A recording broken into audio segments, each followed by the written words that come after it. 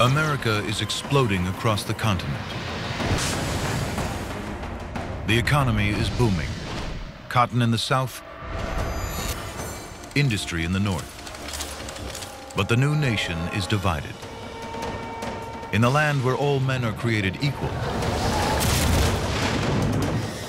4 million black Americans live as slaves. And it's tearing the nation apart.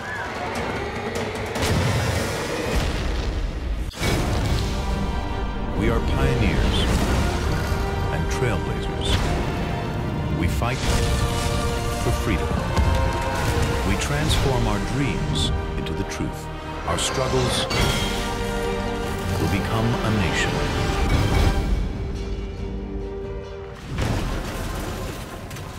(1825).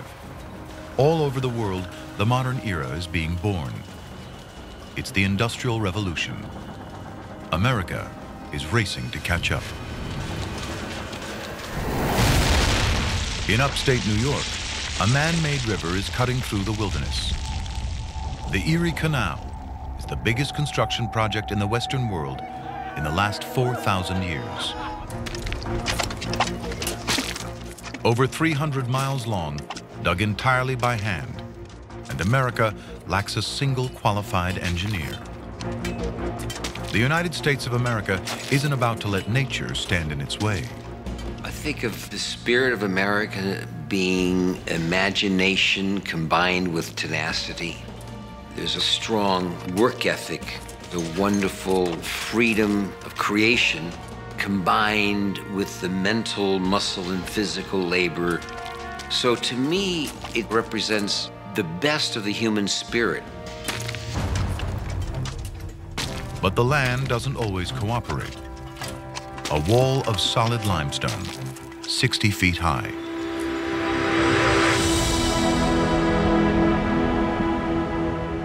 Just 30 miles from the finish line, Lake Erie. The canal will change everything, linking the Atlantic Ocean to the whole middle of America. It changes where people live and why, and turns the North into a global economic powerhouse. The man behind the canal is New York's gung-ho governor, DeWitt Clinton. Born to wealth, he won't take no for an answer. He wants to be president. Instead, he runs New York for 20 years. America was blessed with many inspirational leaders, and I think DeWitt Clinton had a real sense of how important New York could be for America.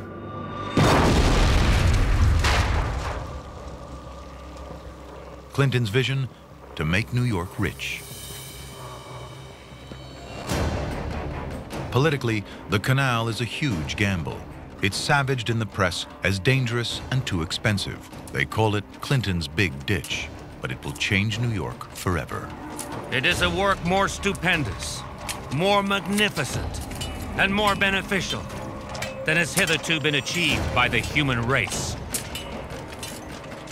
Entrepreneurship is about doing things where you don't know what it's going to look like, you don't know what it's going to be made of, you just have this instinct that you can do it and it'll work.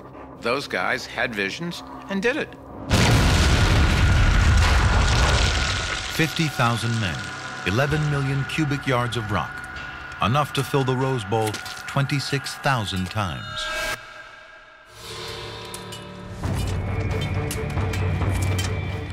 Crews are filled with Irish immigrants. David Gilroy makes 5 times what he can earn back home. But it's hazardous work. They're literally moving mountains, and there's only one way through: gunpowder.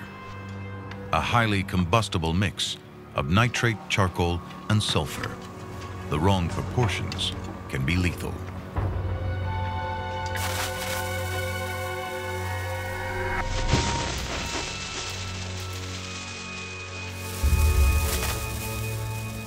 There's only one job that's more dangerous than lighting the fuse: going back to relight it.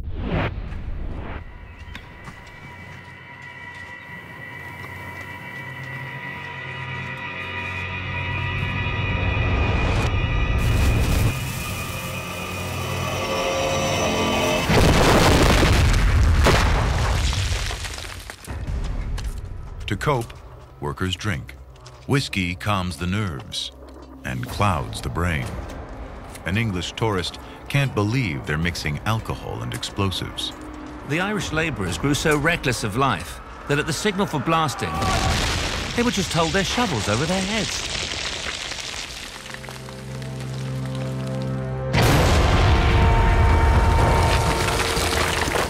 I think when you're brought up in America, you're brought up on the history of hard work. There's so many immigrants that have died to build this country. That's in our bloodstream, that's in our DNA as Americans. We don't want their lives to go in vain. Because of that, we usually work harder than anybody else. 8 years of digging, nearly 1,000 lives lost, $7 million, more than 100 million today. The Erie Canal opens in 1825, a miracle of engineering, connecting East and Midwest. It's an instant economic superhighway. $15 million of goods a year flow along the canal. Villages along the canal boom into dynamic cities: Buffalo, Syracuse, and Rochester. Goods crash in price, up to 95%. A frontier that had to be self-sufficient can now buy anything they want. Prosperity is on the move. New York City becomes a boom town.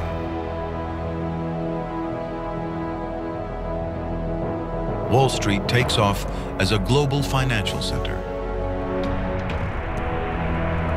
The city quadruples in size and surpasses New Orleans as the nation's #1 port.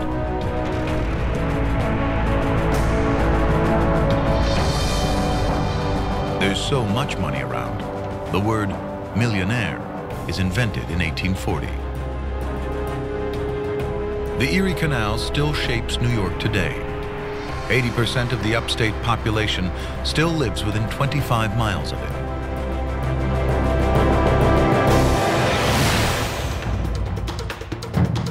Hundreds of miles to the south, a small plant is creating another economic boom: cotton. But this one will eventually tear the nation apart. Cotton is native to tropical regions, making the southern states of the U.S. a perfect breeding ground. The valued part is the soft fiber which grows tightly around the shrub's sticky seeds. There are 30 species worldwide. Growing it's no problem. But processing the fiber before it can be spun into cloth is labor-intensive, especially separating the seeds. For years, it could only be done by hand. 1 pound took an entire day. A simple patent filed on March 4th, 1794, changes all that. The cotton gin. It automates the process and deeply divides the country. The cotton gin transformed not only America, but the world. The concept of mass production using a machine just exploded everywhere. One man can now process 50 times more cotton. Output skyrockets all over the South. In 1830, America is producing half the world's cotton. By 1850, it's nearly 3/4. Called white gold, cotton supports a new lavish lifestyle in the South. By 1850, there are more millionaires per capita in Natchez, Mississippi than anywhere else on Earth. The richest man in town owns 40,000 acres, nearly 3 times the size of Manhattan Island.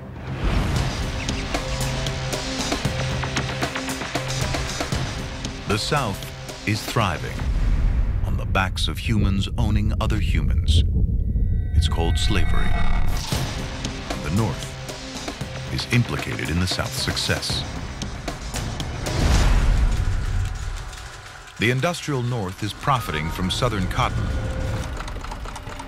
but turns a blind eye to slavery. many of them slave owners themselves, the founding fathers assumed slavery would soon disappear. Slavery has already been abolished for 20 years in Britain and is outlawed across most of Europe. But with the cotton explosion, slavery becomes critical to the Southern economy. Each slave is now 50 times more profitable. A slave who sold for $300 before the cotton gin goes for nearly $2,000 by 1860. People don't really realize this, but slavery was actually on the decline in the South prior to the invention of the cotton gin. But then once the cotton gin made it so practical to grow cotton, all of a sudden every farmer in the South wanted to plant as much cotton as possible. But overproduction is destroying the land. Cotton heads west in search of fertile soil, bringing slavery with it. But anti-slavery forces in the North want to keep the frontier free. The stage is set for the first battles in the war over slavery.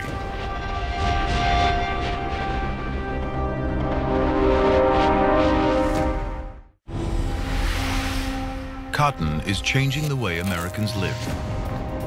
In time, it will blow the nation apart. For the South, cotton is a gold mine. Now the North wants a piece of the action. It's a partnership that makes everyone rich. Based on a new machine, the power loom.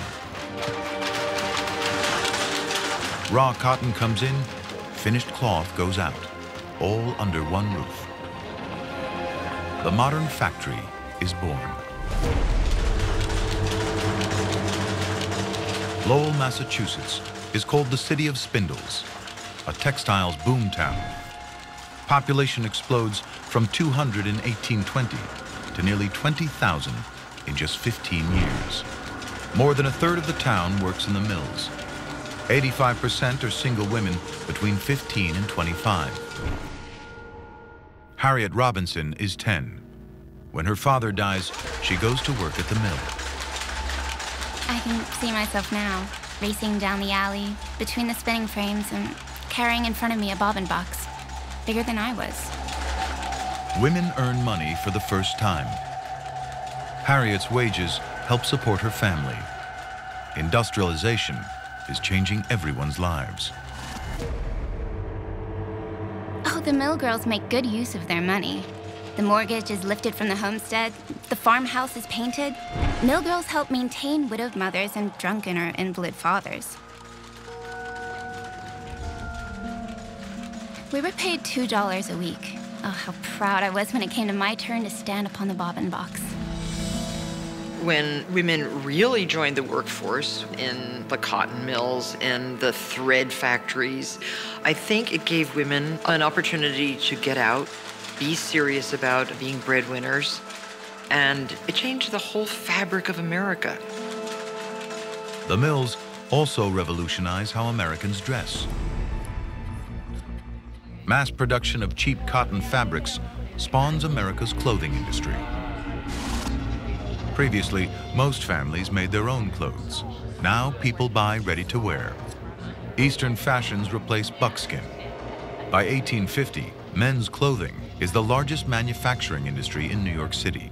For me, what makes me proudest to be an American is that American spirit of productivity, optimism, this idea that the world doesn't have to be doom and gloom, that we can use technology to make our lives better. Fashion isn't the only innovation to come out of the mills. Technology developed here will lead straight to Silicon Valley. Looms pioneer punch cards to produce patterned fabric. Each hole in the card tells the loom to use a different colored thread, a yes-no decision. It's binary code, the basis of all modern computers. The birth of the computer and internet began in cotton mills with these looms. You know, in every major development, I think, in the history of America, technology has been at the center of it. Despite 12-hour shifts, the factories offer a new world of opportunity for women. They're reading more, talking more, educating themselves. Yeah, reading books on factory time was against the rules. But we hid books in apron pockets and waste baskets. Oh, and sometimes we pasted poems on our looms to memorize. And for the first time in America, their voices are heard. October 1836. Women from the Lowell mills gather after work and organize. Their protest against wage cuts is one of the first strikes in U.S. history. And they will win. The mill bosses back down. A generation of young women go on to become teachers, writers, and even college graduates. Harriet Robinson will become a leading suffragette and testify before Congress. They're the first wave in a movement that results in women getting the vote. Their secret meetings at night are only possible with the light from lamps powered by an extraordinary creature. Whale oil opened up the night. And like so many really transformative technological innovations, it expanded human freedom. It created a way for people to get more, do more, and achieve more. Crude oil won't be discovered for another 20 years. Until then, America runs on whale oil. The whaling industry helped invent part of the kind of industrial revolution. And the classic American workaholic, work around the clock kind of environment, where if you had more light to keep you going during those dark winter days, you could get more done, you could make more money, and you could kind of drive the economy forward.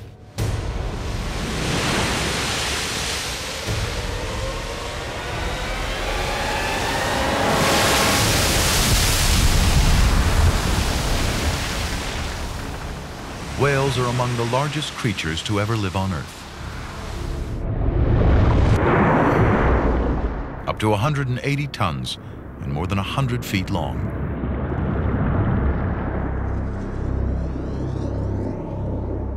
A single whale can produce up to 3,000 gallons of oil. Even today, whale oil is used by NASA. The Hubble Space Telescope runs on it.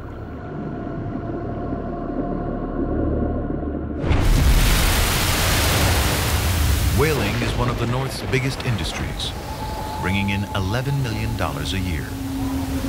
But the human cost is also high. Half of all ships will eventually be lost at sea.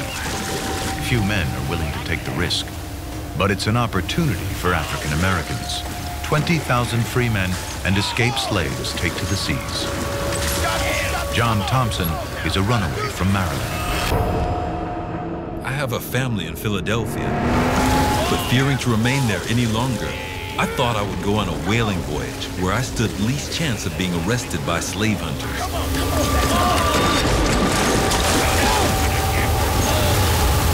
The equal opportunity offered in whaling is ahead of its time. Here, a colored man is only known and looked upon as a man and is promoted in rank according to his ability and skill to perform the same duties as a white man.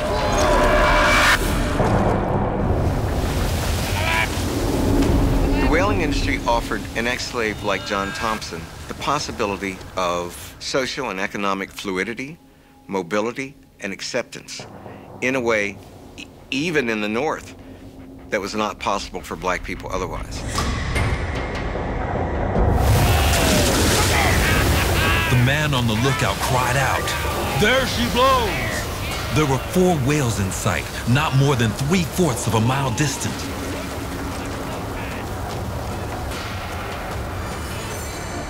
It takes hours to kill them. They use state-of-the-art harpoons, invented by runaway slave Lewis Temple. The whale can only be killed by lancing him under the fin, which is a work of much skill and practice. A monster, terrible in his fury, able to shiver the boat in atoms by one stroke of his tail. And yet even the dangers at sea are preferable to the horror of life as a slave. Punishment is savage for those who risk escape, but some will do anything to be free. 1841, New Orleans, ground zero for the slave trade. How much? It's auction day, the day every slave fears the most. In the first half of the 19th century, over 500,000 slaves are sold at auction. It's a business worth $2 billion to the Southern economy. Since the cotton boom, the value of slaves has skyrocketed. Now men cost $1,000, women $800, children $500. Solomon Northrop, an educated free man from the North, was kidnapped into slavery. Go, boy, you come over here. He would make us hold up our heads, walk us briskly back and forth, while customers would feel our hands and arms and bodies. Make us open up our mouths and show our teeth, precisely as a jockey examines a horse which he is about to barter for or purchase. Scars upon a slave's back were considered evidence of a rebellious or unruly spirit and hurt his sale. Take your top off. 90% of all African Americans are slaves. 4 million men, women, and children. We had based this country on everyone having inalienable rights to freedom and equality, and yet we created a system of abject persecution. Slaves are fattened for auction, like livestock. Dark-skinned men are bought for the fields, light-skinned women for the house. Traders lie about their ages, even dye a slave's gray hairs. For the plantation owners, it was like just going to your local supermarket to get sugar or flour. They had become so desensitized to the humanity of the slave that they did not see them as human beings. Buyers demand the most fertile slaves for breeding. The most expensive are light-skinned teenage virgins. Rape is common. Eliza's from Estate Plantation. She's being sold with her 2 children, Emily and Randall. In Louisiana, it's illegal for children under 11 to be taken from their parents. Boy, come over here. It happens all the time. You know, 140 years is not a really long time in the context of history. So it's hard for me to believe that blacks didn't have any rights here. They weren't treated as human beings. They were treated like animals, essentially. Sir, please. All right, you go over there. There's your business, Oh, my life.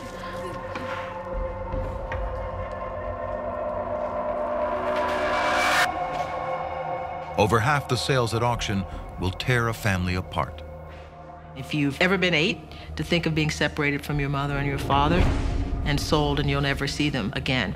The horror of that, the poignancy of all of that, and yet that's the kind of thing that happened across the South up until the end of slavery. Okay, my final offer. 950,000 for that man. Yep. 900 for that man. The woman there, $700. Please, buy my child. Sir!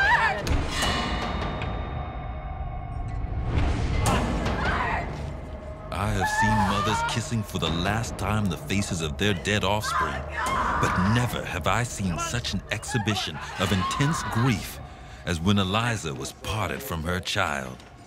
Come on, out. You go.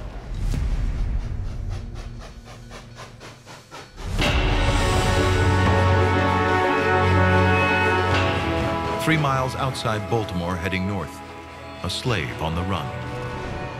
The risk of capture is high. At most, 1,000 a year are successful. Ears cut off, Achilles tendons slashed, branding, all are common punishments if caught. Frederick Douglass has failed twice, but won't let that stop him. Men like Douglass are the South's worst nightmare. He has a better chance than most of passing as a free man. Unlike 80% of slaves, he can read and write. even in the 21st century. We're only 3 or 4 generations away from people that not only could not get paid for their labor, it was against the law for them to read and write. It was against the law for them to marry. It was against the law for them to name their children after themselves. Ladies and gentlemen, please. Way to go.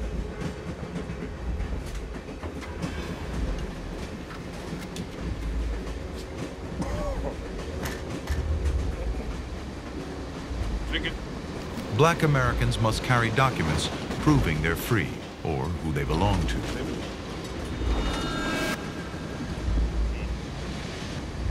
Frederick Douglass has papers borrowed from a friend. They won't hold up to careful examination.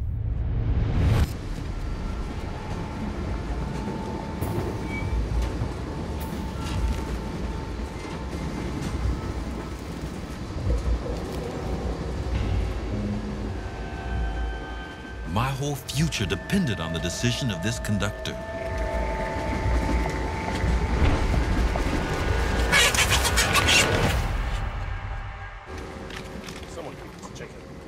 This moment of time was one of the most anxious I ever experienced. Had he looked closely at the paper, he could not have failed to discover that it called for a very different looking person from myself. Frederick Douglass makes it to New York City and freedom, and becomes a leading figure in the anti-slavery movement. He'll write a best-selling autobiography. He'll meet and debate with Lincoln in the White House. At a time when slaves are barely regarded as people, he will become an icon, a celebrity, the best-known African-American in America.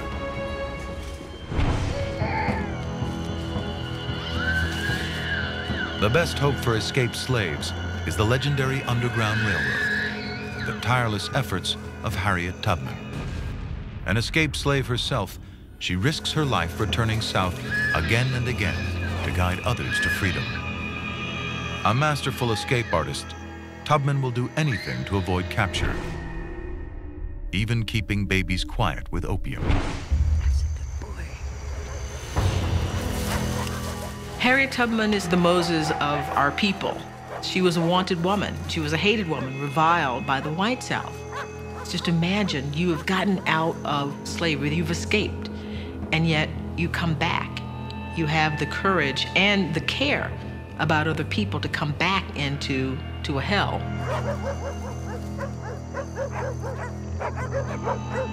The South puts a $40,000 reward on her head, but nothing stops her. Come on, y'all.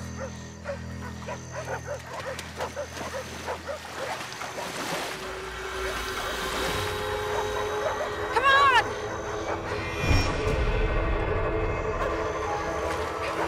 Move. I'm gonna die.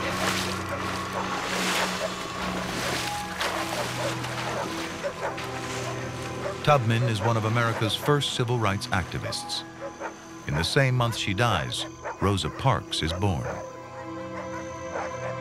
Frederick Douglass and Harriet Tubman threaten everything the South stands for. Tens of thousands of slave owners had to deal with, for the first time, the fact that these people are going to rebel. She was far more effective as the symbol that they feared than the few hundred that she saved. Nearly 60,000 slaves will escape, up to a $50 million loss to their owners. But it symbolizes much more.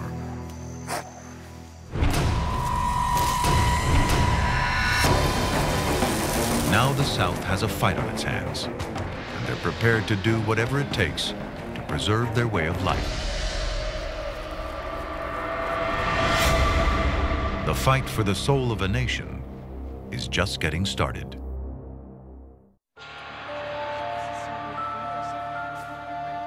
Midway through the 19th century, America is entering the modern world. In 20 years, there'll be Levi's jeans, chewing gum, and hot dogs. But the nation is split, being torn apart at the seams dividing North and South. Slavery became not simply a political issue, not simply an economic issue, but a moral issue as well. It became the issue that defined North and South in the 1850s. September 1850. The Fugitive Slave Law brings the brutality of Southern slavery to the North.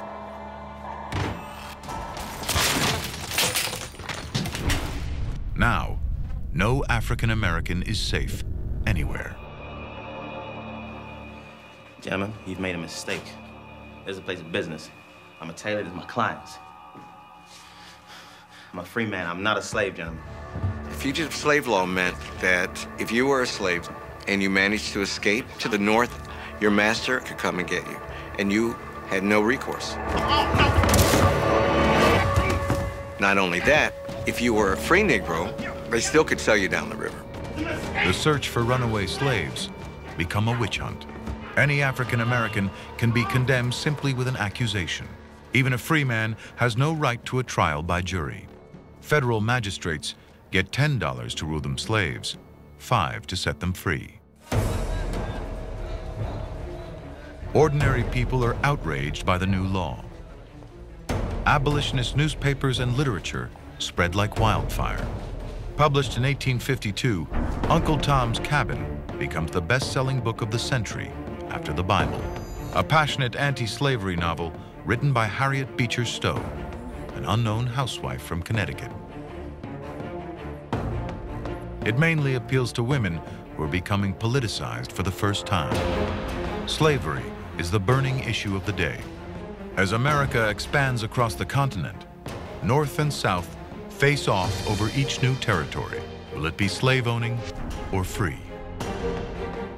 The Northerners began to see that, wait a minute, they're not going to keep slavery just in the South. They want to take slavery west and to turn the country into a slave country. Americans from all over the country are flooding into the new territories on the frontier. Each becomes a battleground. Will it be slave-owning or free?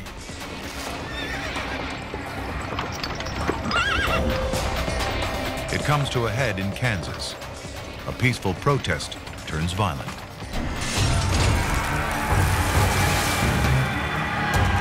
Emotions run high.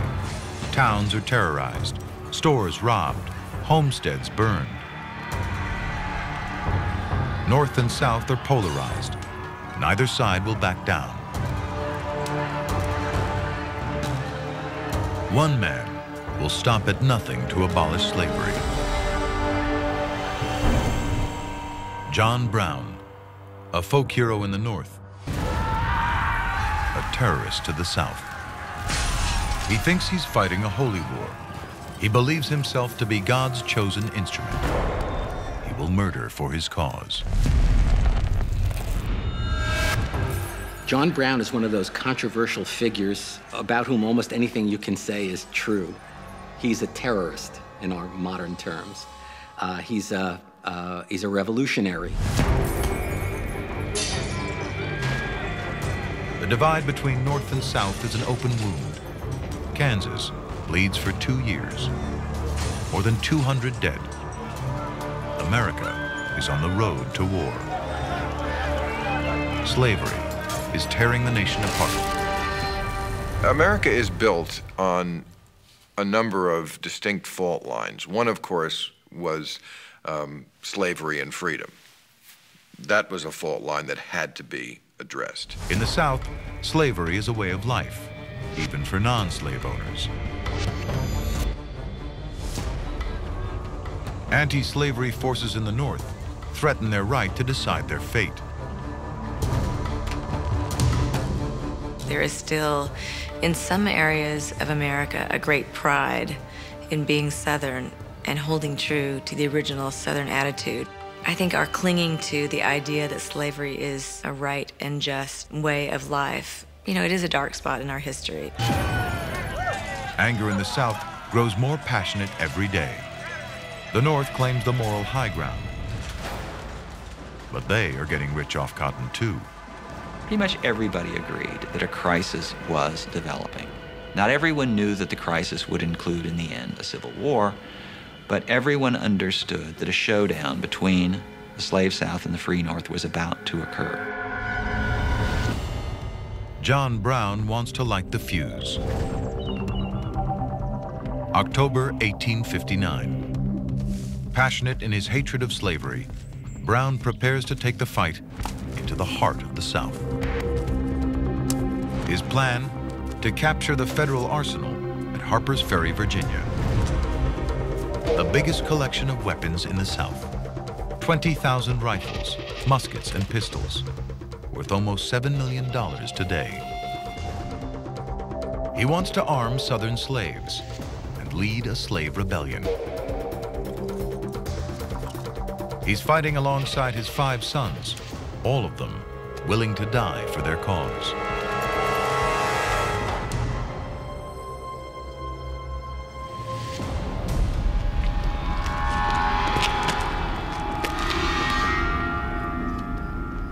The arsenal is poorly defended. Breaking in is a pushover. But his raid is based on local slaves rising up and joining the fight. He needs a small army to carry off so many weapons. Without slave reinforcements, it's a suicide mission. Word gets out, and local townsfolk attack the arsenal. Not a single slave joins Brown and his men. They are trapped and fighting for their lives. I want to free all Negroes in the state. I have possession of the United States Armory. And if the citizens interfere with me, I must only burn the town and have blood.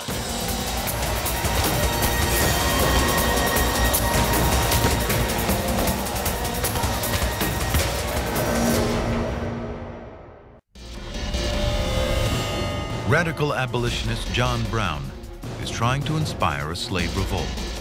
No slaves have joined him, and now he's trapped.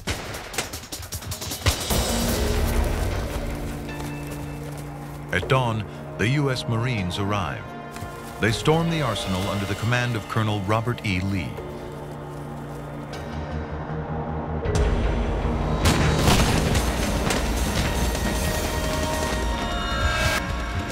Brown won't go down without a fight.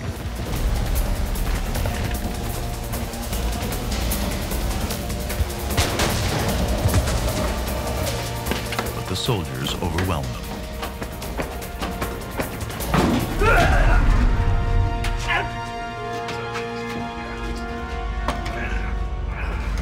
The fight against slavery has only just begun. But John Brown's crusade is over. His sons are dead. His trial captivates the country. Charged as a criminal, he puts the institution of slavery on trial. America is fatally divided. Brown is convicted of treason and sentenced to death. A terrorist in the South, a martyr in the North. He's executed on December 2nd, 1859. As the country prepares to elect a new president in 1860, many wonder if the nation can survive. I, John Brown, am now quite certain that the crimes of this guilty land will never be purged away, but with blood.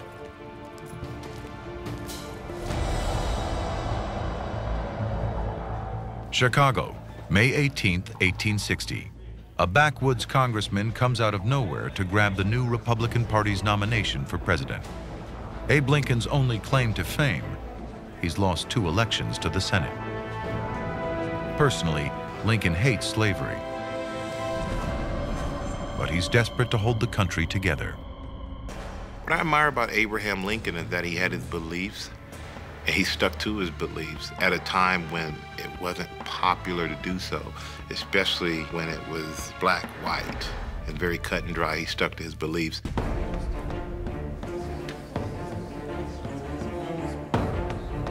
November 6th, 1860, Election Day. The stakes couldn't be higher.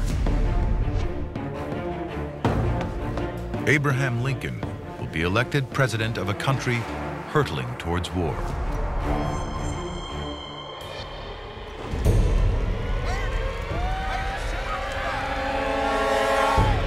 The South rebels, convinced he'll abolish slavery. They threaten to leave the Union. The battle lines are drawn. The North is behind him. For the South, Lincoln is the enemy.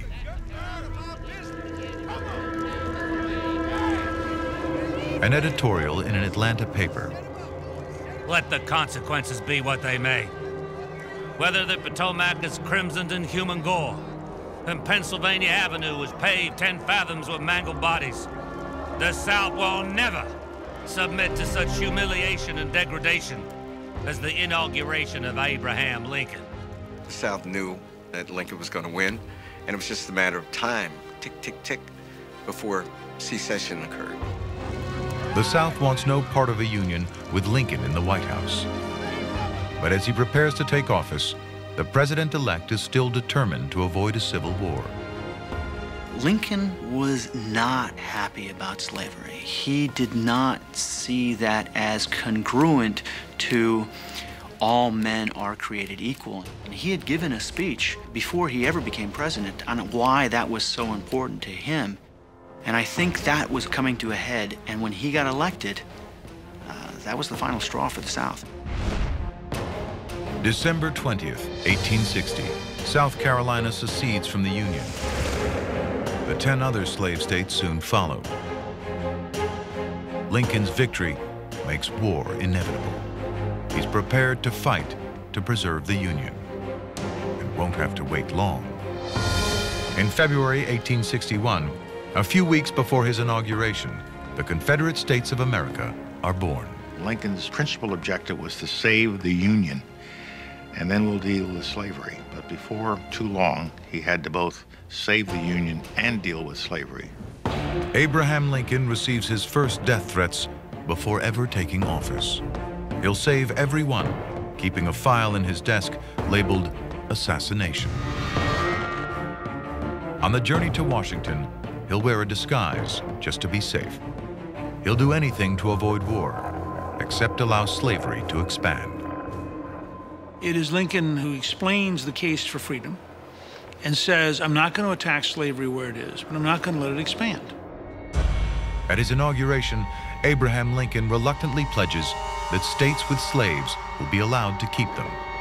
But it's too little, too late. A virtual state of war already exists. The South mobilizes an army of 800,000 men against a Union army of 2.5 million.